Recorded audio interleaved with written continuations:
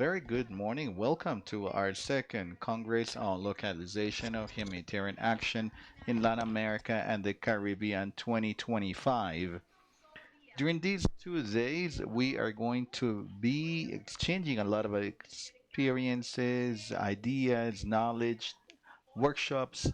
And today we are at the Felix de Restrepo Hall at Javeriana University in Bogota. Before we start, we kindly ask that you mute your cell phones or keep them in the vibration mode to avoid distractions. Also avoid coming in and out of the room because we are doing streaming.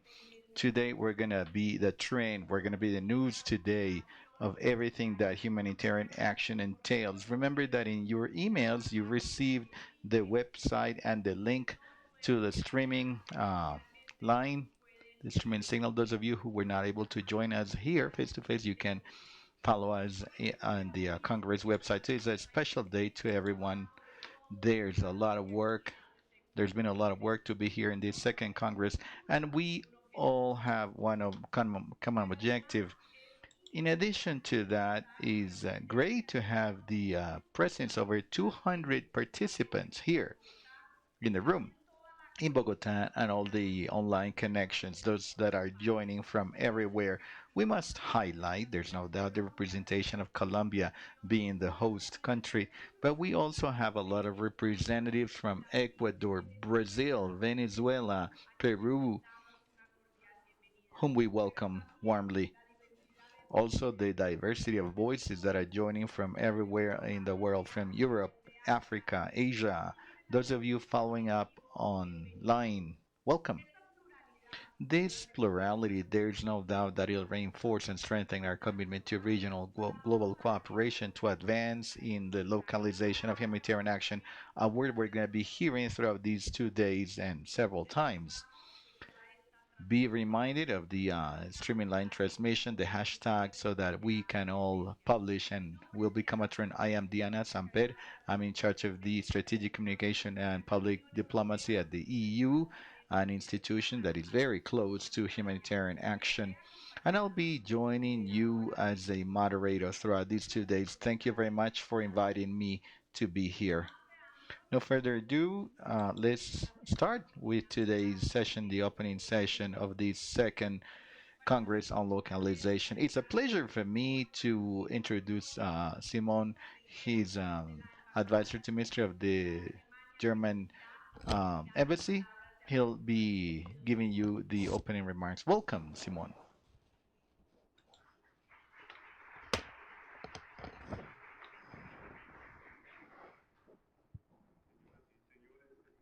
Ladies and gentlemen, dear representatives of the humanitarian action organizations, dear local partners present here in the room, and those of you who are joining us virtually, welcome everyone and good morning to you all. It's a great pleasure for me to greet you in this Localization Congress of Humanitarian Action 2025 in Bogota. This event is a very important event to discuss about strengthening localization, the response to humanitarian response in the region. Unfortunately, we must say that there's a lot of humanitarian action needed in Colombia and throughout the Caribbean. The German government is strongly committed to localization of humanitarian response and to strengthen the capabilities and humanitarian local capacities. The reasons are obvious. The local stakeholders are already out there in the field in the middle of the humanitarian crisis. They have solid knowledge of the conditions and dynamics that take place. Very often, they have better access and better reception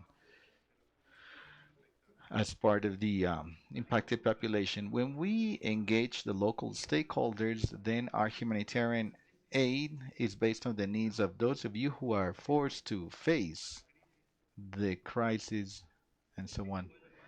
This is how it becomes more inclusive, participatory, and efficient. Humanitarian aid provided by the country organizations brings direct benefits to society. It improves the quality of life of the individuals and it really brings release during emergencies. As a second biggest humanitarian donor in the world, Germany constantly restates its commitment to the most local character of the intervention during crisis. Now, in order to promote the humanitarian assistance processes and localize one, we commit, amongst other things, to prioritize and, and expand funding for local organizations as well as national organizations. Unless the international stakeholders have a clear competitive advantage or comparative advantage, we continue to pursue the objective of the so-called the Great Bargain to implement the 25% of our humanitarian funds as directly as possible in cooperation with associated organizations at the local level. We also promote their participation in coordination processes and decision making within the humanitarian system, and we work to strengthen their capabilities. A concrete example of our commitment to localization is the project called Together. The Ministry of Foreign Affairs in Germany has supported this project since 2020 in order to achieve greater efficiency and efficacy and opportunity of the response to humanitarian crisis. The program is implemented in 8 countries with a total of 40 organizations, local associated organizations, even in Colombia. Since 2024, the project is in its second stage, Together 2.0. It's not only a simple continuation, but the evolution of a project that is really important and established. And we have received constant comments, positive comments, and recognition of other donors and international organizations. Our innovative approach to strengthen the local capacities and implement the humanitarian action has caused Together to be a model project in humanitarian assistance. Today's Congress has become a milestone, a very important milestone in the implementation of the project. In this context, I'd like to emphasize the importance of working together with other countries and other organizations to advance in the field of humanitarian localized assistance, sharing knowledge and resources, a regular exchange and cooperation based on trust and transparency amongst all the involved parties.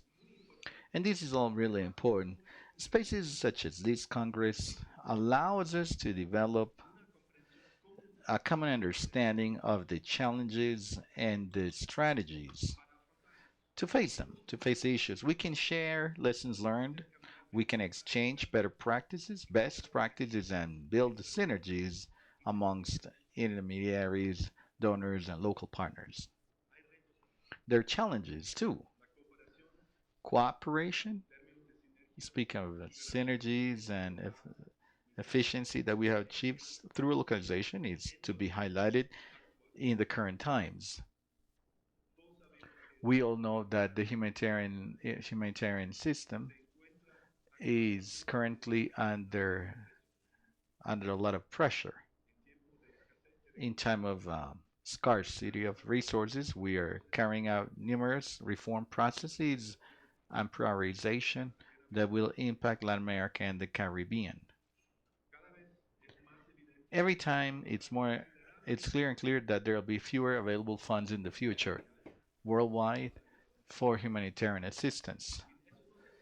And it's just not about the end of humanitarian assistance by the new administration in the United States.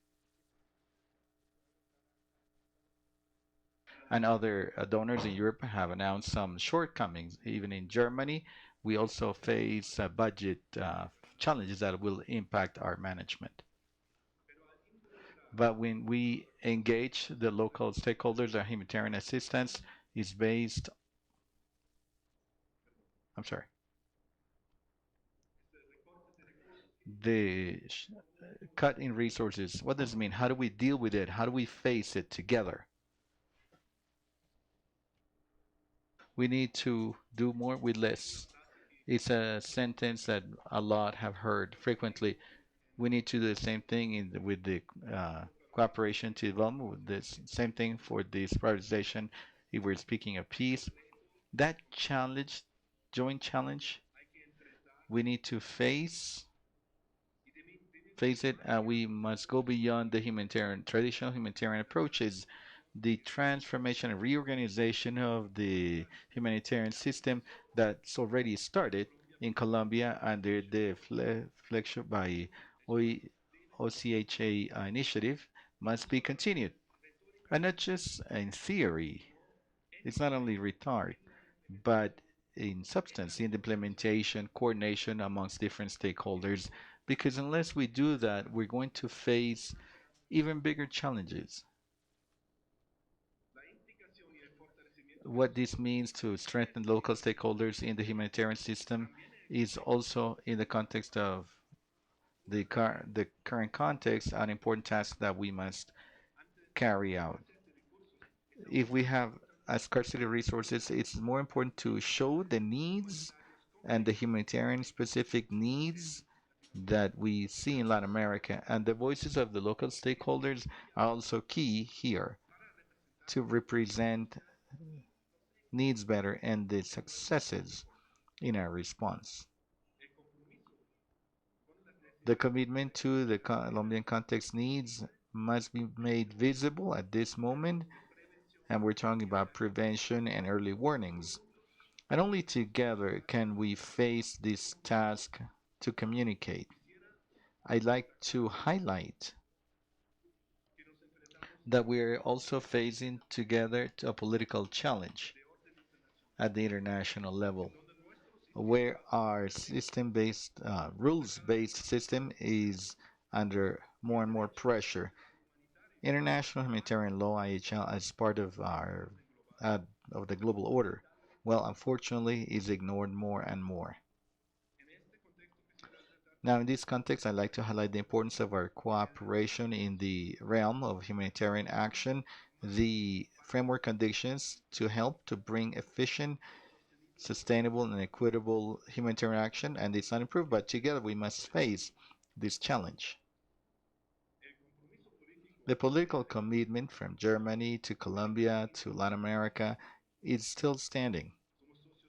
We are close partners, and our cooperation continues to be important in different areas, especially in areas such as sustainable development, environmental protection, and peace.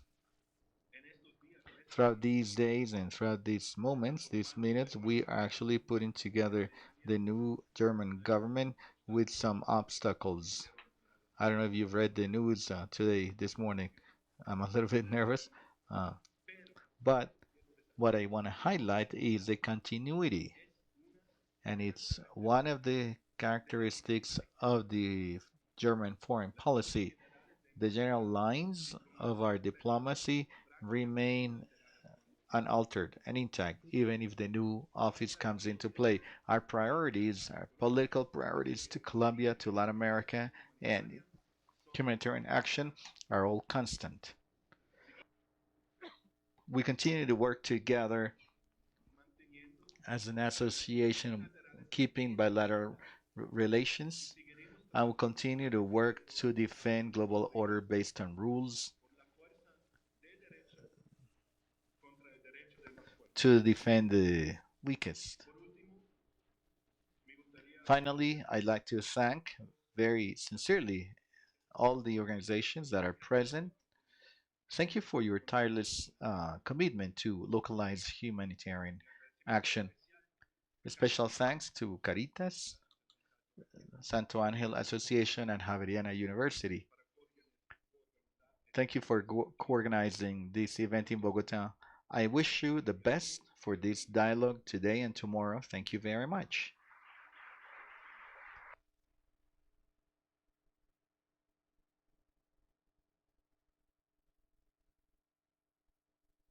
Thank you very much for these opening remarks. It's a wonderful journey what we have ahead of us, this localization approach, but also all the challenges that we are going to exchange and discuss. Next, I'd like to welcome Father Enandario Cardona Ramirez. Director of the Graduate Studies at the Theology Faculty at Javeriana University, who is the host today, and he has received that he is at his university. Thank you for joining us, and let's give him a round of applause. Un cordial saludo para Warm greetings to everyone, and welcome, distinguished guests and participants. It is for Javeriana University and especially the Theology Faculty a big honor to give you the warmest welcome to the second Congress on Localization and Humanitarian Assistance in Latin America and the Caribbean. This is an event that brings together local organizations, international stakeholders, community leaders, the academia, and experts, all committed to a common purpose: to transform and strengthen humanitarian action in our region. We are at a crucial moment in time. Humanitarian challenges become more and more complex each day, but they also bring new opportunities to reimagine the ways we cooperate and build responses that may be more inclusive and efficient. This Congress, under the premise of localizing assistance or aid, has become a key platform to converse, learn, and promote solutions from and towards our territories with the leadership of those who are in the first response line. Throughout these days, we'll explore strategies to strengthen community resilience, encourage more equitable relations amongst donors and local organizations, and promote regional cooperation that may be sustainable and just, that may respond with efficacy to the growing crisis in our region. Localization is not just a technical strategy, but rather an act of justice and valuation, or to value knowledge, experience, and the capacities of our communities. It's not just to transfer resources, but actually to reconfigure the power relations in the humanitarian realm, bringing centrality to the key stakeholders, local stakeholders, while they define, implement, and assess their response.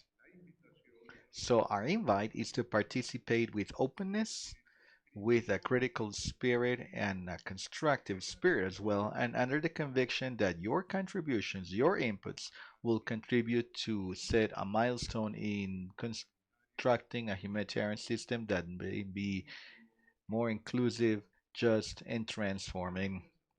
I want to thank everyone, each one of you. Thank you for being part of this collective effort. Let this gathering be a fruitful event for reflection and articulation for the benefit of our communities and territories. Javeriana University is pleased to have you with us, and thank you for having chosen us as the hosts of this event. Welcome, all of you.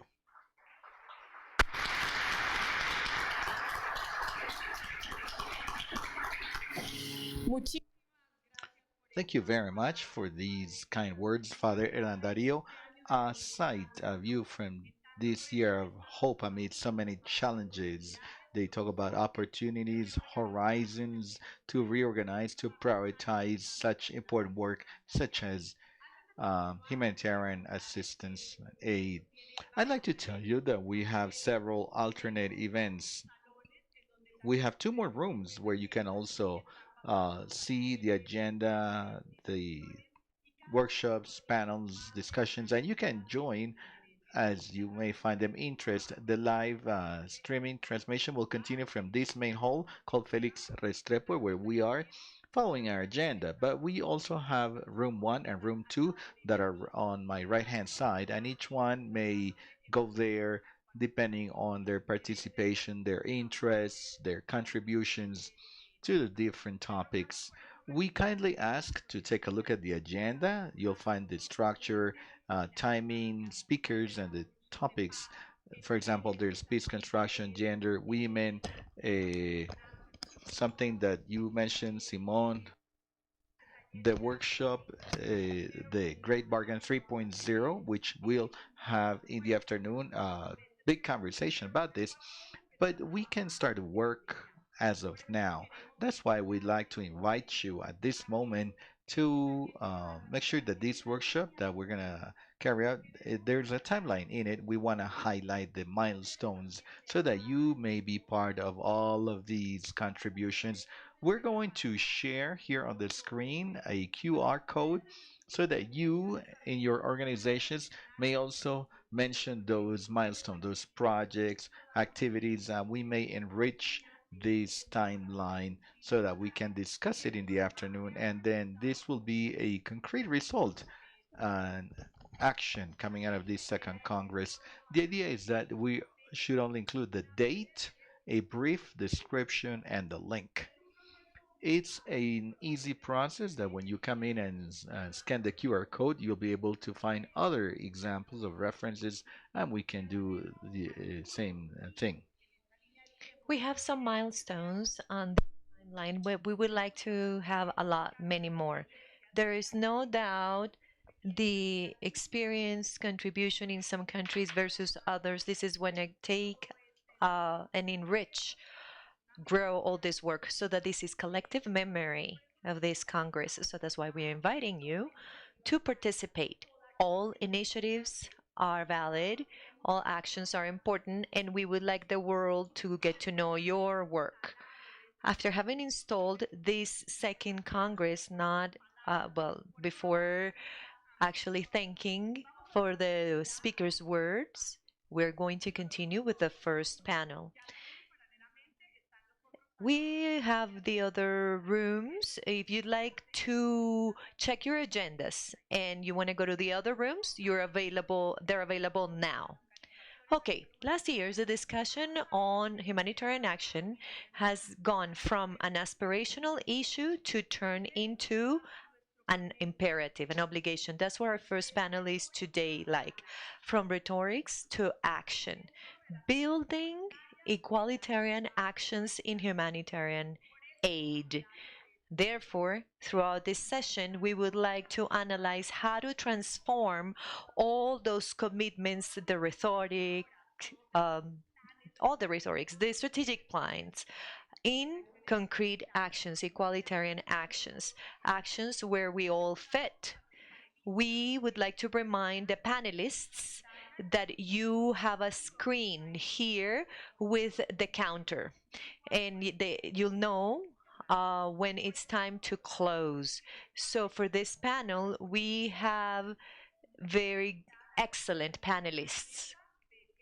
Ángela, Mesa from Diakonie, please, if you could join us from left to right.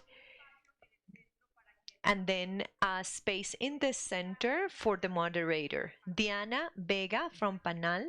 She should, Pedro Niño from the Localization the group. Cédric Perus from ECU of the European Union. Eveline Studer from OCHA. And this panel, we have our moderator. This is a very close organization of the European Union. So in this session, we have a big challenge to have three orienting questions.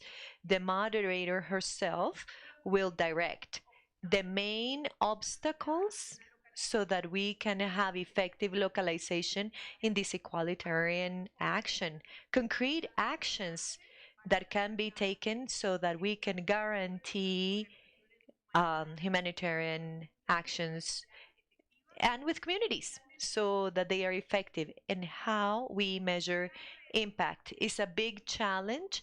We have time allotted, and welcome. Thank you for being here. Good morning, everyone. Thank you so much for being in this event today. No further be said, we're going to start the first panel. We thank you for your presence. Our panelists, can I please have the first slide?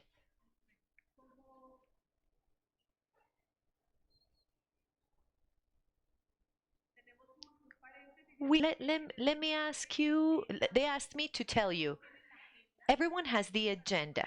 Very few people went to the other rooms. This must be the main panel. They don't want to move so much, but just to let you know that room number 1, we have keys of the coordination in emergencies. And in number 2, we have women and the leadership role in humanitarian areas. We can have 30 to 40 people in each room. So those of you who are interested in those topics, you can leave this room and you can participate in the parallel rooms. So we're going to be here from rhetorical issues to action. Thank you, Diana. So we are going to start with our first panel. I am María Elena Barajas. We are located in the eastern mountains in Colombia.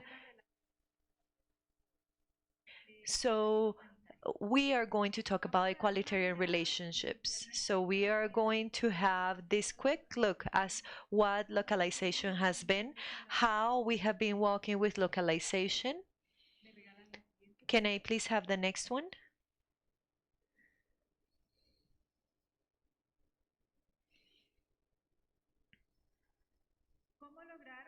So how can we have more efficiency and efficacy in the humanitarian system? That was the question that brought the genesis to this big compact. In this compact, in the commitments that were signed there at the Humanitarian Summit, the second commitment is related to localization. From there on, the big compact has been ratified in 2021. However, on this side of the world, we started talking about, or very shyly about localization when? In 2021. What does this Global Compact 2.0 add to the global objective? Accountability. Besides ratifying efficacy, efficiency, and acknowledging local organizations' capacities. They are also part of the answer to their crisis. The Global Compact 3.0 from 2023 to 2026, the commitment to localization is ratified, as well as commitment to financing,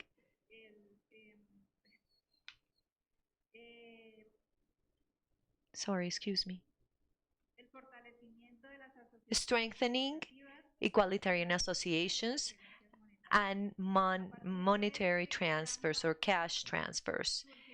Based on this global compact, we have the 7 dimensions of localization, and we have been working jointly with international actors. One of them is quality in relations. I mean, that's the panel we're going to be discussing here today.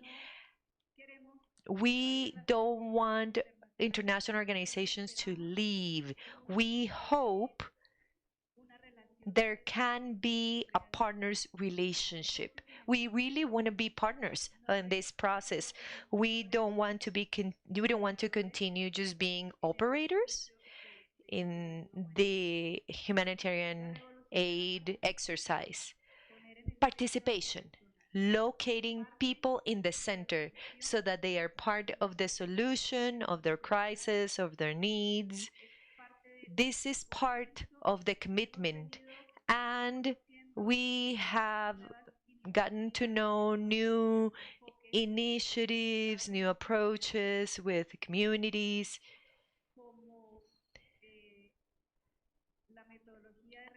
As the methodology led by people and communities, the Perfin methodology, the flat chip methodology with community involvement, all of these are initiatives that we've worked on, and they provide another possibility. They involve communities and local stakeholders more. They are included in the exercise. They access quality and quantity of financing or funding. We're doing that exercise right now.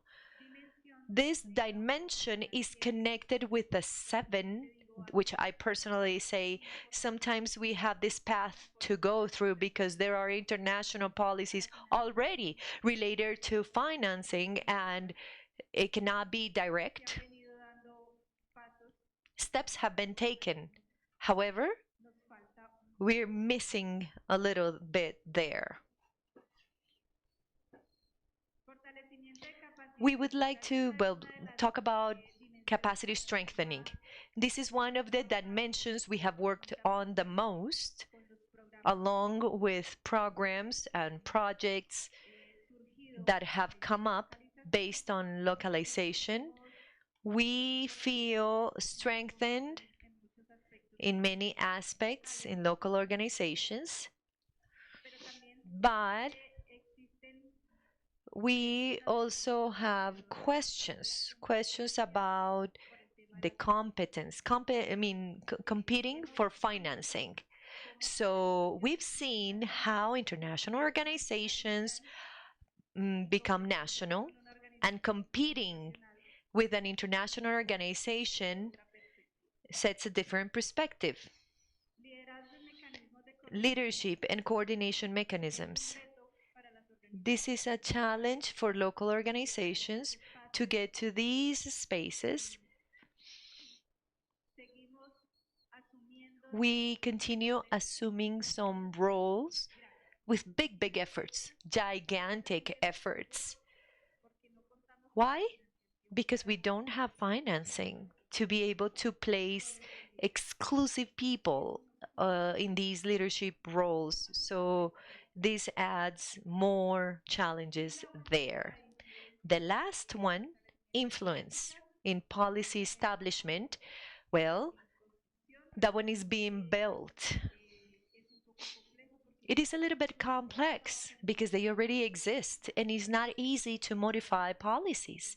We know that that takes a long time. Some aspects are there in our minds: leadership, risks, transparency and responsibility, gender, humanitarian principles. Probably this is the question. Local organizations, can they guarantee humanitarian principles? Gender. When we talk about gender, we say, well, at least 50% of teams, should there be women? Or are we actually thinking about women's roles in this space? We talk about risks. Are we really speaking about risks? Are we sharing risks, responsibilities? Probably this is part of these 7 dimensions, but we haven't been able to make it visible. Just these topics with what we've been talking about. All right, so now we talk about the triple nexus. In 2017, we got to know about this new way of working: humanitarian, development, and peace pillars, 3 pillars. As it was already mentioned in the opening words, humanitarian crises have increased. Call to humanitarian financing has increased. This has reduced financing for peace and development. So this means that we need to optimize resources financing deficit is big and donors just going away. We're seeing this and we know that it is present. So we need to optimize resources. That's a must in humanitarian work. The triple nexus also proposes 11 principles. They are coordination-based principles, financing-based principles. They go along with the 7 dimensions that we got to know.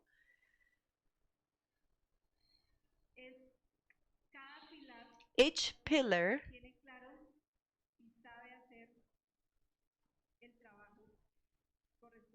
does its own job, but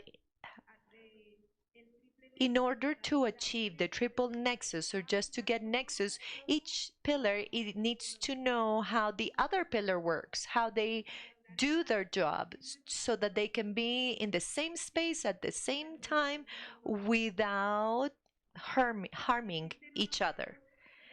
There are big challenges still when we talk about the triple nexus. This is a concept that is not clear yet. We do not know how to build the nexus between peace, humanitarian action, development. So there is this concern. How can we do this? How we see this? How we take this into practice?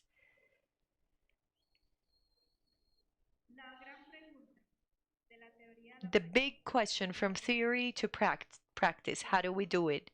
So here we continue thinking, how do we continue working with localization?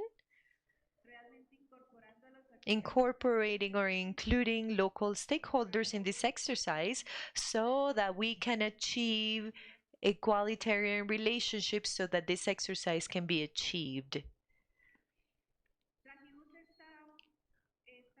We brought this quote from the ICBA report from 2024 so that we start our conversations here.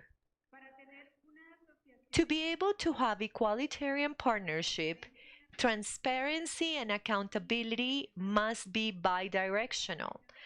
However, accountability is only asked in one way when local and organizations ask for responsibilities. When they speak openly, you see financing moves away from organization. Power versus decisions. Today I heard that we talked about power. What does it mean to let go power? Or how we see egalitarian relations?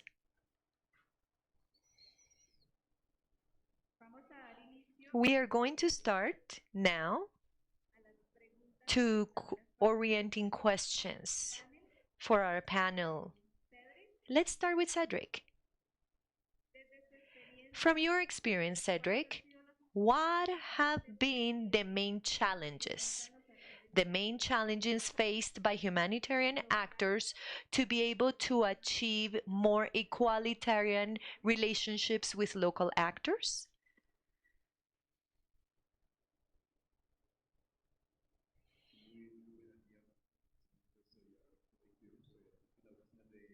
I am the chief of humanitarian office here in Bogota.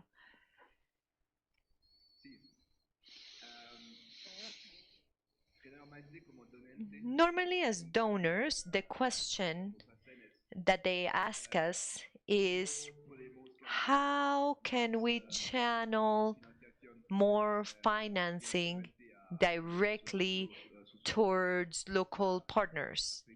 That is the question that they've asked us for a long time. So I'd like to clarify this position about this. ECO's standpoint at this moment is that the preferred modality to execute financial projects is through local stakeholders. And this is the preferred modality as long as there are specific conditions. At the same time, the humanitarian aid framework at the European Union says, the legal framework says, that ECU funding from the European Union, EU, it goes through organizations based in Europe. So this is a good question in terms of funding, if there are possibilities to receive humanitarian funding from the EU. The answer is no, it's not possible because the legal framework is not possible. It needs to go through European-based organizations, not directly. At the same time, as I've said, the preferred modality is execution through local stakeholders. But the reality is that ECU tells us that there is a problem between intermediaries and local stakeholders. Sometimes, I don't know how to say it in Spanish. Procurement? Can we say procurement? Yeah, we can say procurement in Spanish.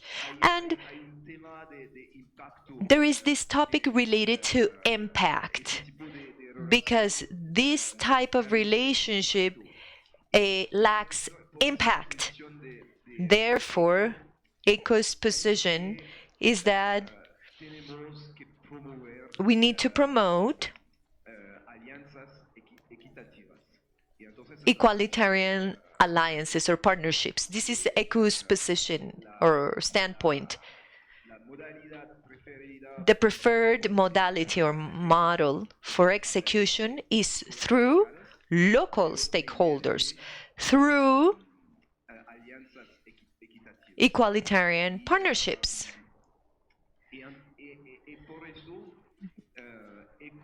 That's why ECO has created a guideline that is called Promoting Equalitarian Partnerships. This document was published and it can be found in ECU's website. This document is a long document, 54 pages, I believe, he said. And the idea is to promote practices so that we can promote equalitarian partnerships. In a practical way, I think that the question is, what are we talking about? I think that the idea for ECU is to change relationships between direct ECU's partners, ECU's direct partners, the EU, and local stakeholders. The key principles of this note is transparency, equality, shared responsibility, and role complementarity. Practically, ECU's expectations is that ECU's teams on the field should have more direct relationships with the local partners or stakeholders. So that we can share information and so that stakeholders, and I mean local stakeholders, may influence, influence the strategies, the cool strategies and decisions. And other topics are, of course, the topics that have to do with the assumptions or taxes. For example, the idea is that the local stakeholders should, the idea is that they may guarantee access to the indirect costs to the local stakeholders and I'm sorry. So just to say that there are changes in Cueco, but it takes time to change practices. But there is a policy, there's a direction, and that's the ECU's viewpoint. Thank you, Eric. Let's go with Pedro now. Pedro. Pedro Niño, co-leader of the group on localization in Colombia. Pedro, what are the main gaps between theory and practice in the implementation of the Big Pact? Speaking of localization, and I mean the Global Compact. We have 2 minutes, just 2 minutes. I'm going to remind you of the time, just 2 minutes to take 2 minutes to answer, please.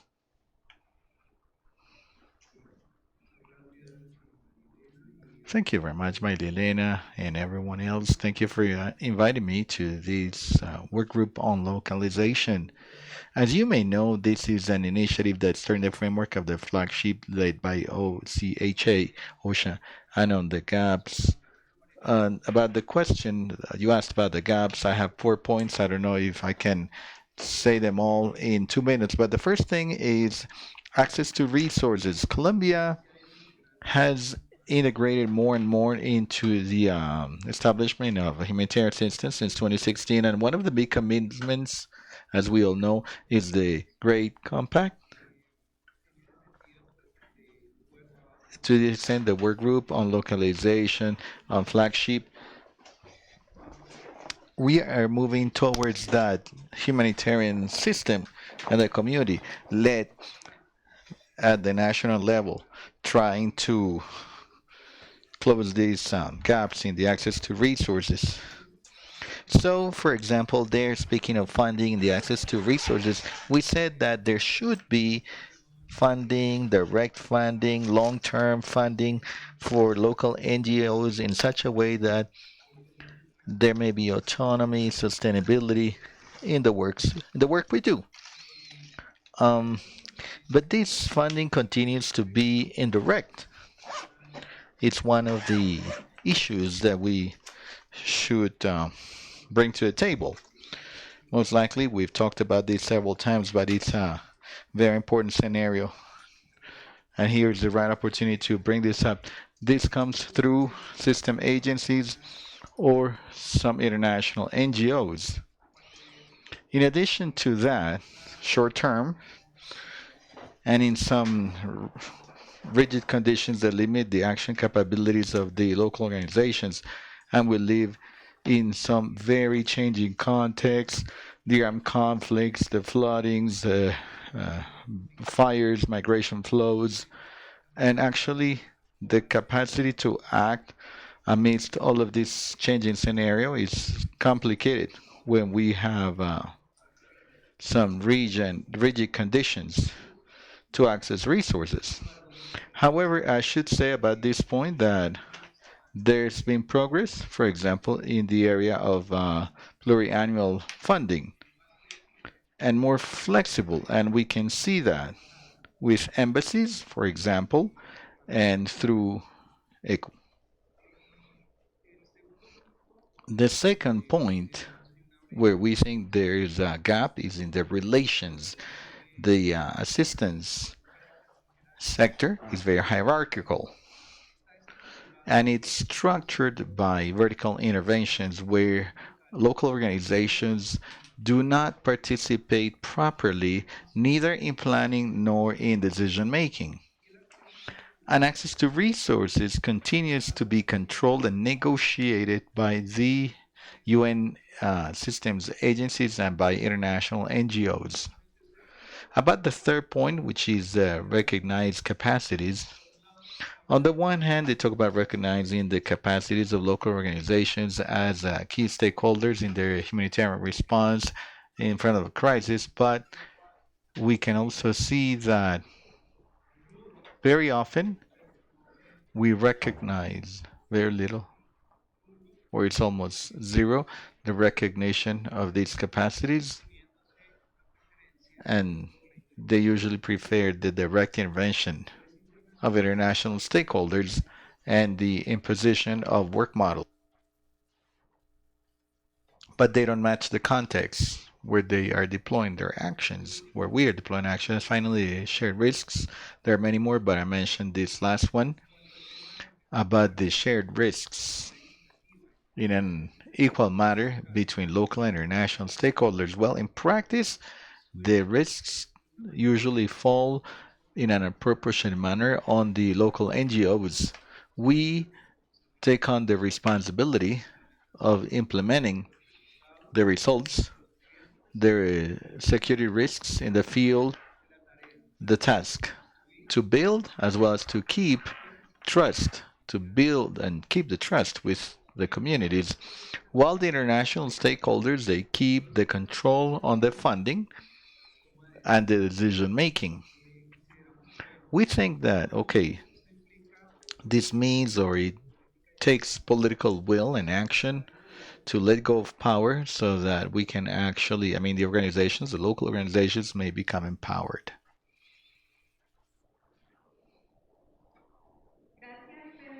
Thank you, Pedro. We're doing okay with time. Okay, let's go with Eveline now. Eveline from the International Humanitarian Coordination. What strategies has OCHA, the Office of Coordination of Humanitarian Affairs, done to develop further participation of communities on decision-making um, processes? Okay, good morning, everyone. Okay, it's already been mentioned. The flagship initiative is probably the most crucial point to highlight here and to highlight the results that we have achieved so far. The most important measures in this regard. I think that everyone's heard about the flagship initiative. Just to remind us that that's not a project, it's not an OCHA project, it's actually the idea to transform the humanitarian system, the idea to make a deep change in the way we work, and of course, with more concrete results. The flagship initiative that was announced and launched in 2023 at the beginning, it's been already 2 years. So, and there are many things that can be mentioned that have been achieved in these 2 years. Many things at the level of specific results. Some have already been mentioned, but also at the process level. But it's been a process of the country humanitarian team. The OCHA plays this coordination role, but it's not an achievement by OCHA. I think it's a achievement of the set of the whole of all the whole group of actors at local level, central level, decentralized level, especially where we have made changes. I'm thinking about changes at the perception level, process level, and then a very concrete level of results. We need to highlight the flagship initiative that was implemented in other countries so that we may have very concrete examples on how to transform the system. And now we are in the process that we should see that change. I think there are many things at process level, at dial level, that are a lot more horizontal, especially they are a lot more interactive. And we can mention that it's still a process. We are still amidst the process, but there are several things to highlight. There are several groups, for example, that were formed to support this system, the community participation group, also technical advisory group to provide support through tools, indicators, and so on to integrate the community participation into the system. Also the planning process for humanitarian aid. It's an annual process, so it's been a lot more participatory several workshops have been organized at a local level to listen to what the local stakeholders need and want. I mean, the communities, the peace organization, the grassroots organizations. What is it that they need? What is it that they want? And how to engage them more actively into the system? I think we have very important achievements to highlight. Just to give you an example, this year it's been 50% more. There have been 50% more representatives from the community who have participated in the consultation workshops to hear their needs. It's 63% more of local organizations that have participated. So it's a process where we see a way to interact, the most important stakeholders interact. And a key point always to highlight is the funding. We know that the system has a lot to change. It continues to be conflict for the local organizations to access. On behalf of OCHA, that is managing a regional fund for humanitarian assistance, especially here in Colombia. Last year, we were able to gather $3.5 million that gave opportunities to Colombian organizations to access that fund and suggest projects and proposals based on their perspectives, based on their local experiences that were implemented. So yeah, there are more and more things, but that's as far as I go. Thank you, Eveline. We'll continue with Diana.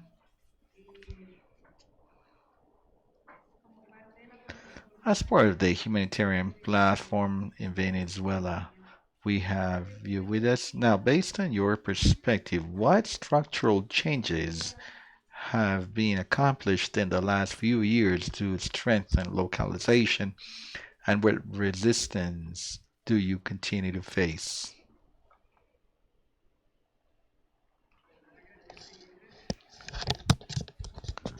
I really want to thank you for inviting me, and I'd like to share with the Colombian organizations that have served as a point of reference in the way they work with the civil society and to peace, to for peace building, to build peace, and for popular education. So I'm very honored to be here.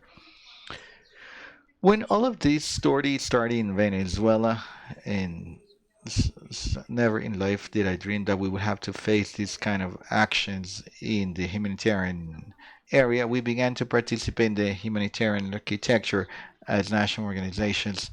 But not seeing the work of the national organizations was something very, wow, surprising. When we saw this, the work was done by the international organizations and by the UN. So, okay, we said there is a key role to play here that relates to the visibilization of the work and the contribution that the national organizations do in humanitarian response. Now, it's been important to have four places in the country humanitarian office, especially to ensure the visibilization to influence how they select the organizations that would later be beneficiaries of the humanitarian fund in Venezuela. I mean, some aspects have been achieved in this formula where, okay, we, the national organizations, came together to be present and do advocacy. I think it's important to highlight that this thing about localization, it's not a new form, a new way of international cooperation. It be an oversimplification. This has been there for decades of work. It's a conquest, is a key conquest of the organizations that both the North and the South, because we must say it, they have fought for democracy, for citizen participation, for inclusion. So localization, okay, now put in a package with this name, somehow reflects and gathers the fact that this is not about just writing the word localization in a document, but actually to materialize how we build more democratic relations, how we are more inclusive, how in the end we do this in a cross-cutting manner. There are things that have been earned. So our role is to honor these already won conquests, but with firmness. Because, okay, we see organizations that reinterpret localization. What it means is just to nationalize the positions, the jobs that belong to expatriates. I mean, localization is not that. It's not either that the organizations, as it was pointed out by one of the other panelists, it's not to do direct action. It's been a surprise to find that organizations in Venezuela, that the experience I know of, at the beginning, they had 80% of their funding was with agreements with national organizations and 20% for their own operations. It turns out that after 2 years, this has been inverted, and now it's the other way around. International organizations have a national, let's say, um, legal name to execute 8%, and they keep some 20%. That's symbolic just to show indicators, the work they do on localization, but they might be wrong, right? But, you know, that might be a wrong opinion, but sometimes it's true. But it's been a big impact because it is the organizations themselves that have signed the compact. But how can it be that they're working out there in the field and what they do to get into the field? They hire a national NGO. Okay, they learn from them. They get to know their staff. The project comes to an end after 6 months, and the international organization continues working with the community, with the staff of the national organization. I mean, it's just a weak leak of talent. It's unfortunate people who have invested their lives to get trained, right? Yeah, we cannot compete with the salaries of international cooperation. They're not working for the international organizations. It's nothing different because people want to get better jobs, of course, but they work with the same people as the national organization, what they have worked with for several years. They build trust, and unfortunately, well, this change of signal causes that the national organizations see a problem with their trust and the relation with the community, even their own reputation. So, okay, I truly believe that there have been important changes. Today, nobody discusses or argues that we've got to have less standardized responses, much more customized that may respond to local realities and the cultural realities. No one discusses that, but it's different. So if if we trust but we just don't take action, we need to realize we continue to work because we said that we said that the actions should be localized. There could be different vertical relations and not horizontal relations between the intermediary organizations and national ones. So I think that events such as this one allow us to get together. Sometimes the gaps are not as huge as it might seem. Sometimes it's just things of language, lack of understanding, not to understand the situation. And I think this is a source of hope to have this second Congress. We hope that there'll be many more coming in the future, but it's okay. We feel very honored to find so many organizations that are doing things that we need to learn a lot from, because that's another factor. This is a learning community. Humanitarian community is a community of learning that is very valuable. Not always can we gather the learnings that the national organizations generate, but it's okay. It's the work we need to do in the future. Thank you.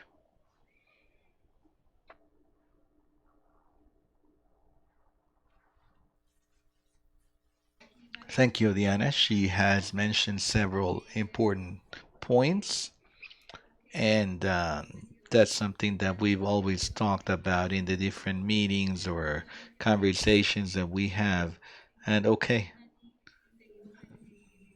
we continue along this path to achieve some progress there. Ángela from Diakonie, Response in Emergency. It's an international humanitarian organization. Can you tell us what progress have you achieved to implement direct funding for local organizations and what obstacles still remain?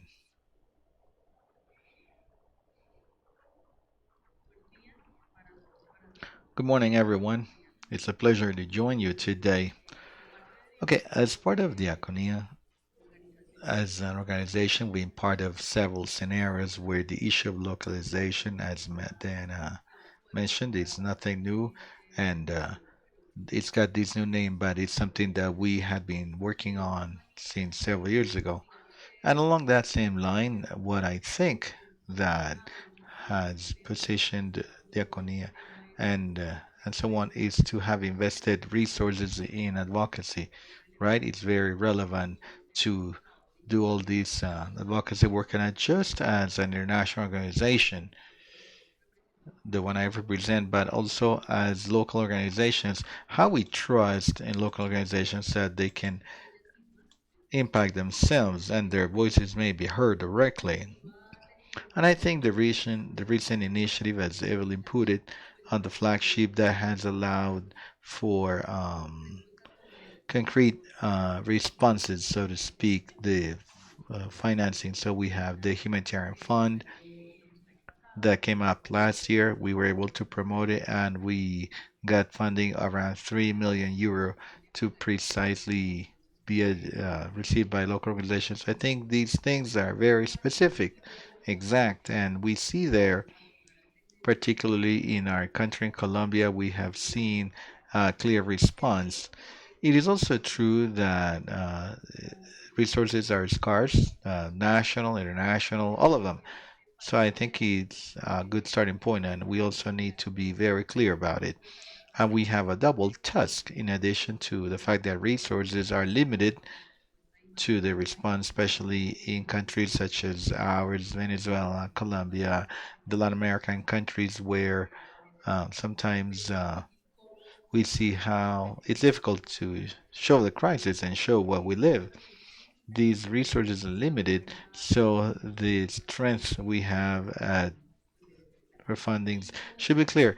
And other initiatives also, for example, what Maria Elena mentioned at the beginning, community initiatives, leadership with their own execution. For example, the response led by the community themselves. The community, they do their same action. So in the end, resources may be optimized better and we can get there.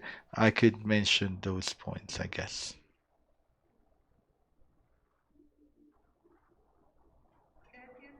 Thank you, Ángela. Going back to listening to the organizations, and we continue to talk about leadership.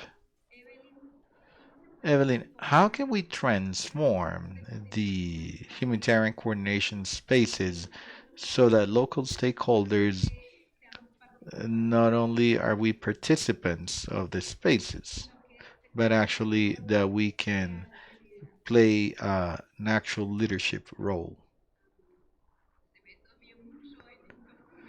We can still see a lot of that in documents, right? They are called beneficiaries. We still see a lot of that word. So we need to change the way to see the population, those who receive the assistance, not to see them as passive receivers, but actually see them as partners and active contributors to the system. And we should listen to them. So one of the most important things was just under this flagship initiative, but now I think we need to move on to the pilot, and it's been integrated in the planning system that to create spaces where the local population may express their needs, their perspectives and thoughts, and they may be heard at the community level, the representative local institutions, and then that in the end that'll be a response plan that will respond to the reality in the field. Specifically, last year, for example, we were able to establish several coordination groups. We have the country humanitarian team at the national level. We have the coordination teams also at the state or department level. And as a whole, we were able to increase this substantially, the number of organizations that are participating. There was an increase, and now this year, from 41 to 126 organizations, almost three times as many, those that are participating in the process. And also in the process as a whole, we did this in a more simplified manner. And communities, it's a simpler plan that we were able to achieve through the pilot stage that was established as the new standard, a new methodology to apply also at the report level. We are, as of this year, for the first time in the report stage. Along with the humanitarian team and with the migration BFEM system. We're joining them all in one platform and making their life easier to report to the system, because reporting to the system, it also means having visibility and being recognized. And this is also part of this process. So we still know that there is a lot to be done. Systems, processes are also complex to access to funds. But we are doing this. We are sharing, for example, to be more transparent. We shared selection criteria so that organizations can learn what the critical points are, where they have to improve, where they have to broaden certain things. And I think it's several levels where we need different measures to transform the system. Thank you, Eveline.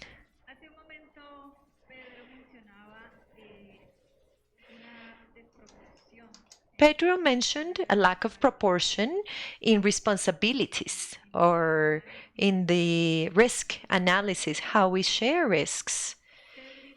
Cédric, how can donors guarantee better accountability without imposing additional burdens so that there be a lack of proportion, as it was mentioned in local organizations? I really like the question, because sometimes I think that humanitarian sector is a big bureaucracy that does not work pretty well. I remember a conversation when I used to work in Ukraine, and they thanked me so much for the international partners' help, but the help is slow, it's not flexible, and donors have the responsibility. Bureaucratization of the sector, all the administrative burdens. And I think that the answer could be, well, we need to start a process to reduce requirement complexities. We need to simplify this. We need to allow for local organizations to conduct their tasks. It could be the answer, but from ECHO standpoint, I am not very optimistic about process simplification. I do not see a trend for simplification. I don't. I believe that this is one of the realities. For example, in Brussels, when we look at accountability, because there is accountability before communities, before local partners, but then in Brussels they talk to us about accountability to the people in Europe who pay taxes, those that go to European Union, and this is the reality. I think that we know that in the current context, there are so many questions, concerns about international aid. And I think that for me, this is probably a challenge in Europe. We're going to see in the next following years how our societies will respond to these questions about international solidarity and if it is a priority. So that's why I think that within this context, this is a context that requires more justification and guarantee that the money is spent well. I think that that's the trend I can see. So I am not an optimist, but at the same time, I'd like to share practical samples or examples to answer, because there are good practices. I see that there are international organizations who aim at having the administrative burden on their local partners, so that local partners they bear the administrative burden so that they can focus on the cooperative work. And obviously it does depend on international partners, but there are good practices.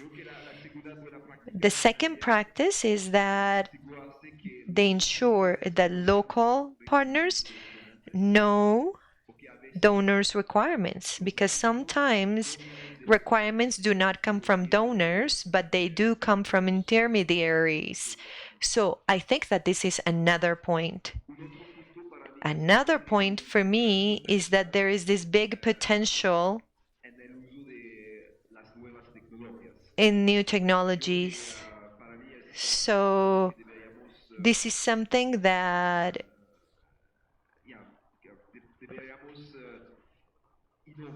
we should innovate, take advantage of new technologies.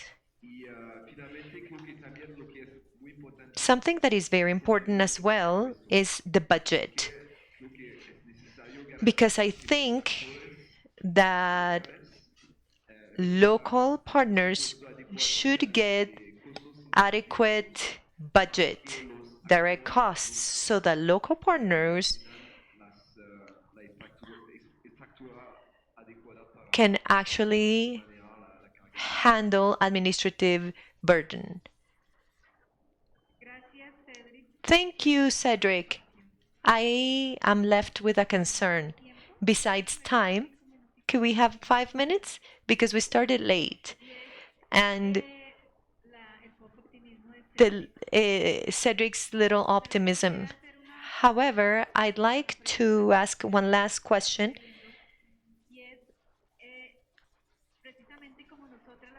Since we, local organizations, do not have that connection, that direct connection with donors, Ángela, what role should international organizations play in the transition towards a humanitarian system that is actually led by local stakeholders?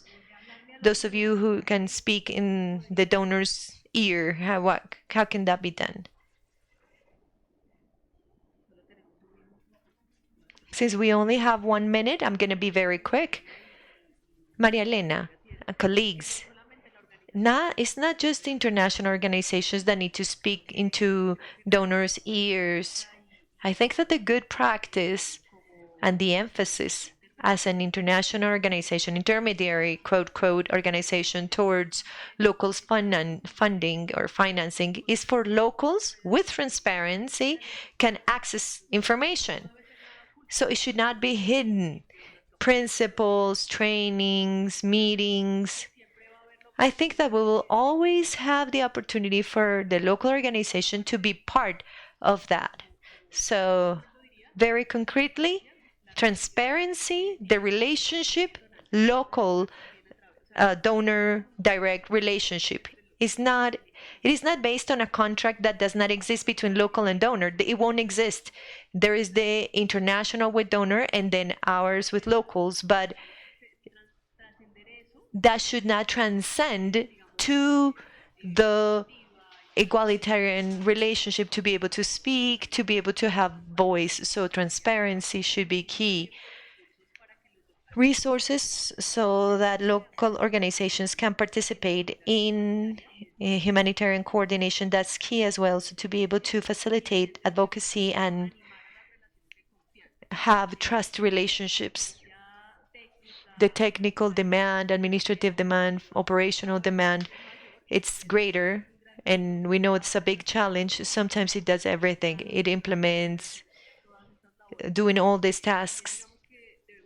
We should start out from the trust relationship. So the local partner does have a lot of capacities, so many, and they can develop so many tasks.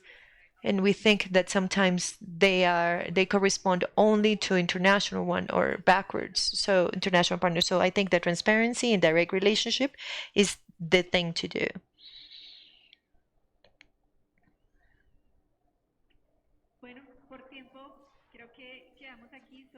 Because of sake of time, I'd like to have a last reflection in relation to egalitarian relationships.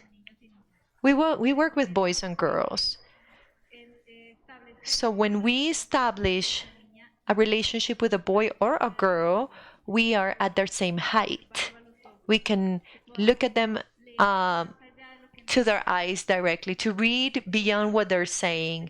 So if we can conduct that same exercise amongst international organizations and donors, to be at the same height, to be able to see beyond, to have that trust Ángela speaks about, probably we can feel as actual partners in an egalitarian relationship where we can share our fears, because we do, as local organizations, we have fears. We can talk about the needs that we have, and not just to provide an answer to commitments, but to go beyond. Thank you so much to panelists for this contribution. So one question for Diana and Pedro is not there anymore, but then we'll see how we're going to do now. Let's hear it for them. I need to be responsible for time. Sorry, it's a difficult task for me, but I think it's been a very interesting panel. Thank you, María Elena, for moderating this panel. The good news is that you're going to be here in the coffee break, right? So any questions from the audience and what we did not speak, well, the coffee break is a good opportunity for networking and to ask those questions. Thank you so much for your contributions, for contributing to this second Congress. Those of you who are in the streaming, we're going to ask you for 15 minutes, a 15-minute break, and 10:30 we'll be back, or to the room you'd like to join to continue with this event.